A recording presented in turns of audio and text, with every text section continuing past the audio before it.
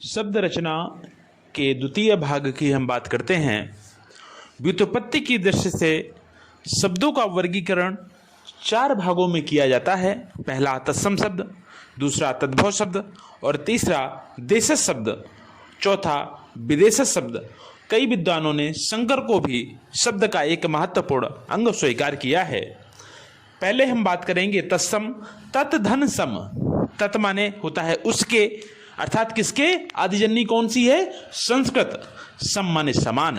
जो शब्द संस्कृत भाषा से ज्यों का त्यों हिंदी में सम्मिलित कर लिए गए हैं उन शब्दों को तत्सम शब्द कहा जाता है। परीक्षाओं में पूछा जाता है तत्सम क्या है, अर्थात तत्सम अर्थात उसके, किसके? संस्कृत के समान शब्द जो हैं उन्हें तत्सम शब्द कहा जाता है। इन शब्दों में किसी तरह का कोई परिवर्तन नहीं किया गया, संस्कृत से उठा करके हिंदी में सम्मिलित कर लिया गया। जैसे उदाहरण पुष्कर, गोधूम, मयूर, मुख, अग्र, अश्रु इत्यादि। वहीं जब हम बात करते हैं तद्भव शब्द की, तो तद माने होता है उससे, भव माने उत्पन्न, उससे उत्पन्न। उत्पन्न तो संस्कृत से हुए हैं, वो शब्द उत्पन्न तो संस्कृत से हुए हैं, लेकिन हिंदी में उनका विकृत रूप या उनका बदला हुआ रूप स्वीकार किया गया हो, उन्हें तद्भव शब्द कहते हैं।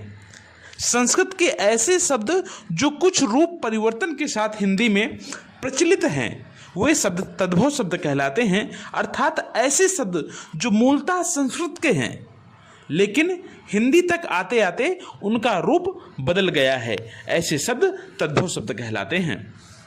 जैसे अभी हमने वहां पे गोधूम बोला था, तो उसी का तद्भव क्या होगा? गेहूं होगा।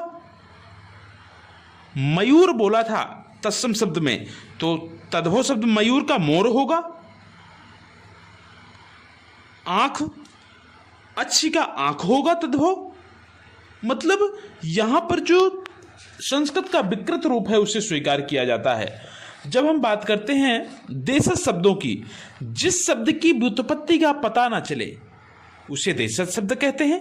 ये अपने ही देश में बोलचाल के दौरान उत्पन्न हुए शब्द होते हैं। जैसे खिचड़ी, जूता, चस्का, लोटा, खिड़की, पगड़ी, डिबिया, कटरा, पैसा इत्यादि। महत्वपूर्ण शब्द यही है, इनको नोट कर लीजिएगा।